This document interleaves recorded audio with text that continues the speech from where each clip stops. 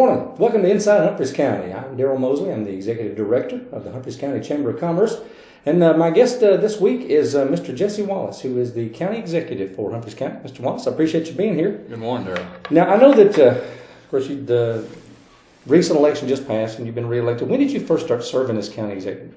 I was elected first in September of 2000. I took office in September of 2010 after the unfortunate passing of my predecessor, Mr. J.C. Rollins, who died after having served 16 years in that position. Wow, 16 years. Yeah. And you've been in since 2010. What did you do before that? My history is in telecommunications. I worked for first the Humphreys County Telephone Company in New Johnsonville, and then that was purchased by a big conglomerate out of Wisconsin, TDS Telecom. And when I ended my career with the company upon assuming office here in Waverly, I was district manager for operations in a 10-county area. Wow. Mm-hmm. Kind of, I guess, somewhat of a big change. What made you decide to, well, first of all, let me back up first, because county executive, I mean, I know there are counties that have county executive, some have the county mayor, they call it, and right. Is that depending on the type of government that you have, or is that just a terminology people use? It's absolutely just a terminology. Several years ago, this position was incorporated in with the General Sessions judge bench, and the legislature saw a need to divest itself of those responsibilities, so they created the county executive's position. In some communities, they elected to retain the title of judge, and in others, they adopted the title of mayor, and there was some confusion about that. So a few years ago, the state legislature, in their infinite wisdom, decided to combine all that together into the mayor's title. However, they left loopholes by which communities could grandfather in other titles. So our community decided to stay with county executive. Mostly the state, my interactions with the state, I'm referred to as the county mayor. Okay. So it basically does for the county what a mayor would do for a city. That's correct. Right. Now, the job description for what you do is pretty diverse, as I understand, because it depends on who you ask. And were you prepared? I mean, when you came into office, obviously coming out of the background that you had into this, were you prepared for the diverse nature of the job? I thought that I was. I'd served 12 years as a county commissioner representing the 4th District prior to my taking over this position, being elected to this office. I had a good close relationship with Mr. Rollins. We were very good friends, and I served as chairman of one of the 2 committees of commissioners, so I had a lot of access to him, and I was a part of a lot of the procedures that went on, so I thought I was very well prepared. But as it happens, it's an infinitely diverse job to begin with, and it's changing, it's evolving at a very fast rate to keep up with technology and with politics and everything else. So there's always something new, and while I like to think that I'm ready and able to take on whatever responsibilities the job brings, I don't know that there's any way to prepare yourself for something that's evolving on a constant basis. Well, I guess that's true, because we have no idea what's coming. I was having a conversation with my mom this week, and I said, the way that she was raised and the way I was raised was very similar. We had she had one television, we had one TV. They had one car, but the way from my childhood to my children's, it's a completely different world. It's like, they have no way to relate to that. And with technology moving that fast and a county trying to keep up with it, that's got to be a daunting task. It's not only the way we do business. My office in particular has responsibility for administration of the county's business, but also as it relates to what our constituents' needs are. And technology drives a lot of that. And as you suggest, our world has changed at a rapid basis, at a rapid rate. And I've had the good fortune of, in my time in the telecommunications industry, of kind of riding the crest of that wave and being acclimated to it to the extent that you can be. Mm-hmm. And so it's not as daunting, I don't think, as it could be, but certainly government has a way of lagging behind, and and the state governments. Most of what we do is interaction with the state government, and they're just now catching up with technology, and they're wanting to do it all at once, and so it's making things exciting. Yeah, exciting. That's a great adjective. Did you grow up here? Did you spend your childhood here too? I was born in McEwen, Tennessee, at the clinic on highway that still exists on Highway 70. My father worked for the telecommunications company. He worked for AT&T, and we spent a few years in my early childhood at different places. But we came back to Humphreys County. I went to a middle school, elementary school, and graduated from McEwen High School. Oh, okay. Well, it's similar to me. Of course, I grew up here and traveled a lot, but yeah. But as I traveled, I started realizing that Humphreys County is unique, and we have the benefits of a sense of community that a lot of places don't have. And so it became real obvious to me this was a place to raise my family. So when we started having kids, this is where I wanted to be back. It's very diverse. People ask me when I'm out among my peers and in other situations that's driven by my position.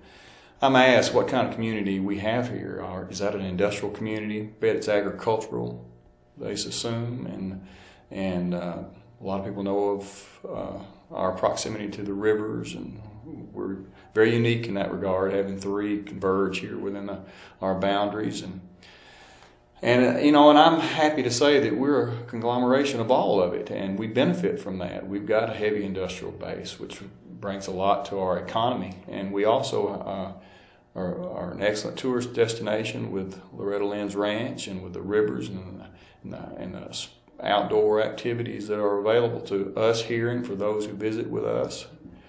We've got everything from skydiving to good roads for motorcycle and bicycle riding. So I think that we're a diverse community that brings a little something for everybody who visits us, but also those who live here. I think there's something for everybody, and by and large, that leaves for a happy community.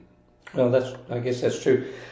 I had a friend who was a pastor, and he said that one of the most difficult things about being a pastor is that you always get people at their worst, because it's when times are the hardest, it's when they want you around. And so I'm sure it's a little bit the same with you, that it's always when people are frustrated or unhappy with something, that's when they want to talk to you.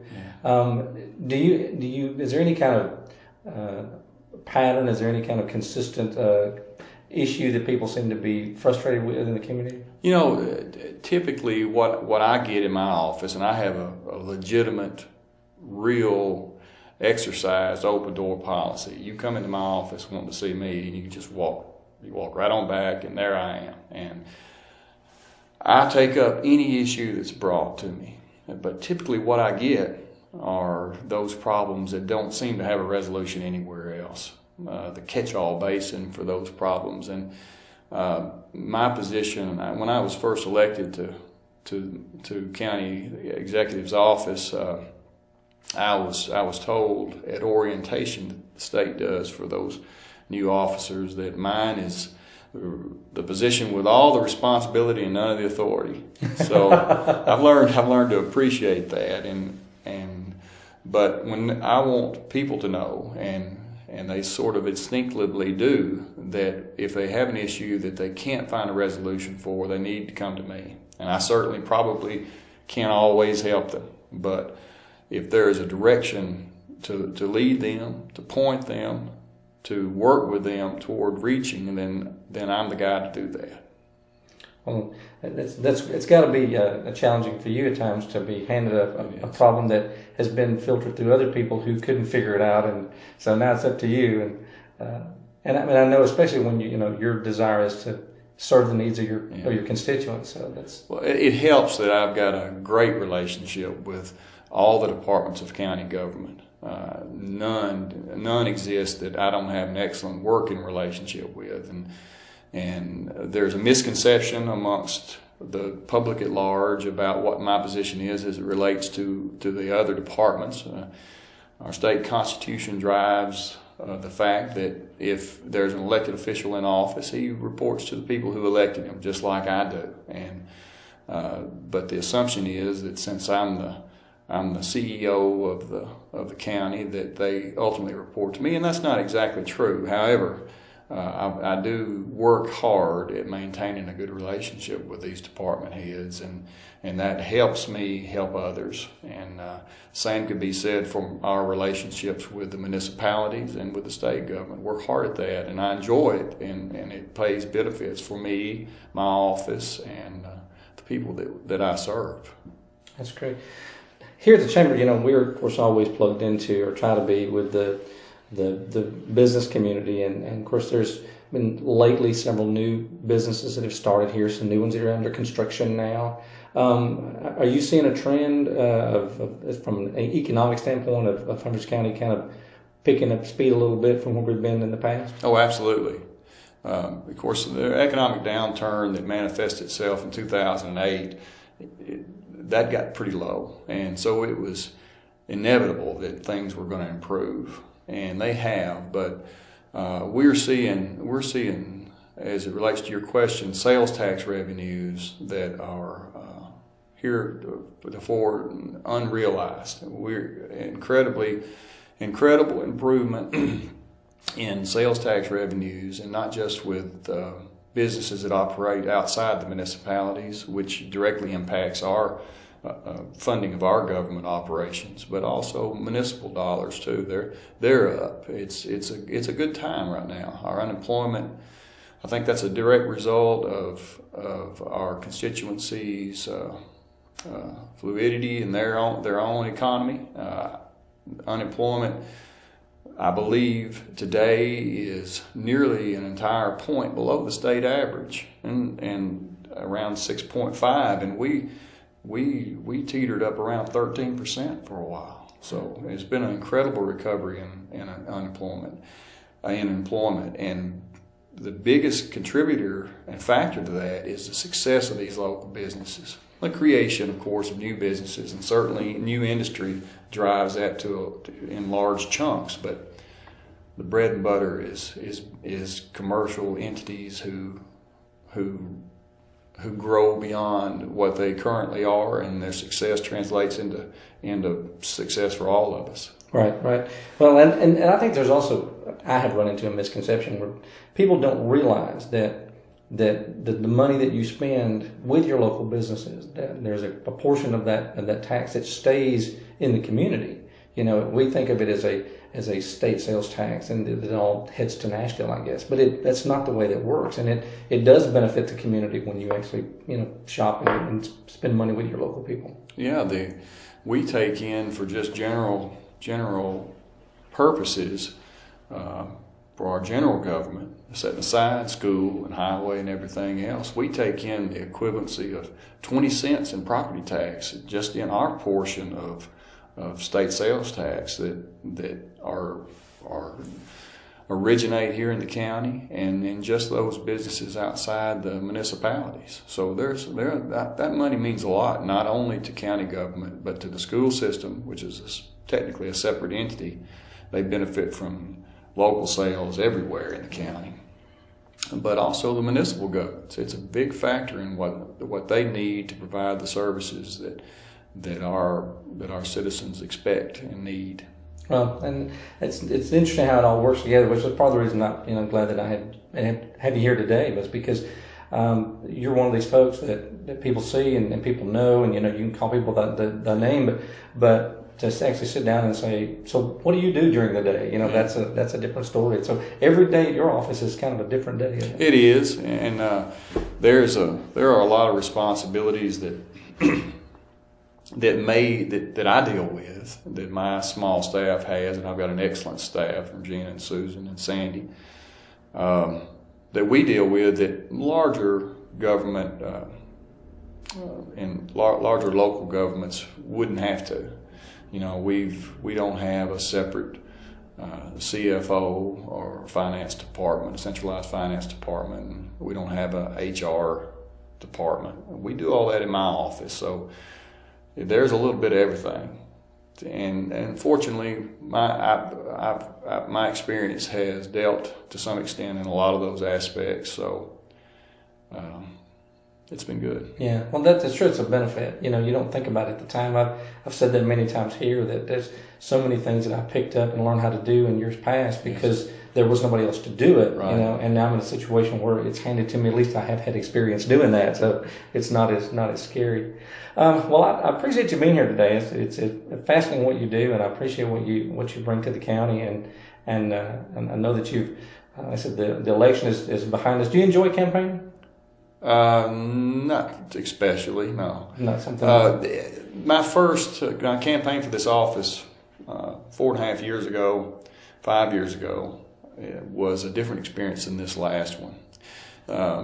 Mostly because I had time to actively campaign hard out in the community 4.5 years ago. Right. In this last election, I still had the job to do, and it's a full-time job. I don't take vacations. I don't leave the office unless it's on business or illness. But so it's finding time to really creatively campaign is difficult when you're trying to do the job and consecutive with that. But at the end of the day, the good people of Humphreys County trusted me and to carry on with the growth that we're seeing in the community, and believed in the example I hope that I was presenting to them for what I can bring to this job, and I hope to do it for years to come. Well, that's great. Well, I know we appreciate it. Is there anything on the horizon as far as the county that you are excited about specifically, or just the general movement of everything going in an upward direction? I am. I'm very encouraged by the steady growth that we're seeing, and don't get me wrong, a big home run with the new industry and 500 jobs coming in here would be great, and that'll happen. Eventually, that'll happen when the stars line up. That will happen because we bring a lot to that scenario, but. There are enormous opportunities for employment, which directly correlates with the economic health of our community, that we're currently unable to meet. And a lot of that is because of the technology that we spoke of earlier and its impact on enterprise and on industry. Gone is the day where in big industrial entities like DuPont and Hood Container and Oxy Chemicals can bring somebody off the street and take the time and the expense of training them to do a job that's evolving all the time. Right. So what the expectation now is nationwide is for a level of employment, an employee base that brings all those skills, that training, that knowledge, that experience to the table when they come. And there are jobs out there now that are going outside our community because while we have people here who are willing and able to work, there's just a standard that exists beyond what they can bring now. But we're working hard with the National State Community College and the Humphreys County Center for Higher Education to produce an environment where we can train employees to jump right into nursing school or educational field, but to a large extent industrial environments, customizing training activities. And we're applying for a grant now with the help of Joey Leonard and Jenny Striblin, Greg Martz at DuPont for $1 million worth of equipment that'll be used to simulate actual production equipment inside the plants. It can be customized for that purpose, joining with the local industry to produce an employee base that'll take these jobs and leave them here at home. And we like to see people move in, we like to see our community grow, but we want those who are incumbent upon our community to be successful, and that's what excites me most with Tennessee, the Tennessee Promise, which we in Humphreys County, with the help of a great number of people, had that ball rolling long before the governor announced that the state was going to pick up the tab. The county commission had committed to funding that if necessary, and so we were way ahead of the game in getting that in place. And And I think about 75 to 80% of our high school seniors are now signed up for that. And that's going to pay dividends to all of us down the road. Yeah, that's phenomenal. Well, I appreciate too that one thing I have noticed since I've been back and kind of with my finger on the pulse of the community is that there is a genuine desire of everybody to see everyone succeed, and so there's so much support that's always available for whatever the activity is or the need, whatever. There's always this push for people who have no personal investment in it other than just that sense that that's what you do, and you help one another, and I think that's paramount as far as what makes Humphreys County unique. I agree. Well, thank you for being here. This was interesting, and I again appreciate what you do for the community. Thank you for the opportunity. Mr. Jesse Wallace, the Humphreys County Executive, with us this week on Inside Humphreys County. We'll see you next week.